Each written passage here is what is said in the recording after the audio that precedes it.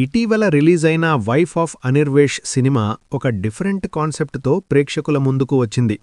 Title చూస్తేనే అర్థమవుతుంది ఇది పూర్తిగా ఒక మహిళ చుట్టూ తిరిగే కథ అని. సినిమా మొదలైన కొన్ని నిమిషాలకే ఇది మామూలు కమర్షియల్ మూవీ కాదు, ఒక ఎమోషనల్ సోషల్ డ్రామా అని క్లియర్గా అర్థమవుతుంది. ఈ సినిమా కథ విషయానికొస్తే, పెళ్లి తర్వాత ఒక మహిళ జీవితం ఎలా మారుతుంది, భర్త లేనప్పుడు ఆమె ఎదుర్కొనే సమస్యలు, సమాజం నుంచి వచ్చే ఒత్తిళ్ళో, ఇవన్నీ చాలా న్యాచురల్గా చూపించారు. కథలో పెద్ద ట్విస్ట్లు లేకపోయినా జరిగే సంఘటనలు మాత్రం మన చుట్టూ జరిగేవే అనిపిస్తాయి. అందుకే సినిమా కనెక్ట్ అవుతుంది. నటీనటుల నటన గురించి చెప్పాలంటే, లీడ్ రోల్ చేసిన హీరోయిన్ చాలా మెచ్యూర్డ్ పర్ఫార్మెన్స్ ఇచ్చింది. ఆమె ఎమోషన్స్, సైలెన్స్ సీన్స్లో చూపించిన ఎక్స్ప్రెషన్స్ సినిమాకి పెద్ద ప్లస్.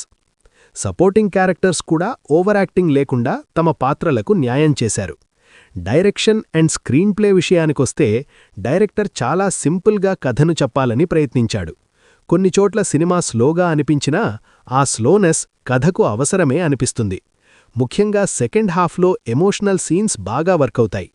అలాగే మ్యూజిక్ విషయానికొస్తే, మ్యూజిక్ అండ్ బ్యాక్గ్రౌండ్ స్కోర్ సాఫ్ట్గా ఉంటుంది. పాటలెక్కువగా లేకపోయినా బ్యాక్గ్రౌండ్ మ్యూజిక్ సీన్స్కి బాగా సపోర్ట్ చేసింది. సినిమాటోగ్రఫీ కూడా రియలిస్టిక్ టోన్లో ఉంది.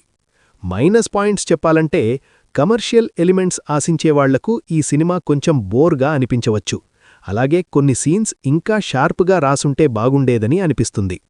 ఫైనల్గా, వైఫ్ ఆఫ్ అనిర్వేష్ సినిమా యాక్షన్ లేదా మాస్ ఎలిమెంట్స్ కోసం కాకుండా ఎమోషన్, రియాలిటీ, మహిళల జీవితాలపై ఆసక్తి ఉన్నవాళ్లు తప్పకుండా చూడాల్సిన సినిమా.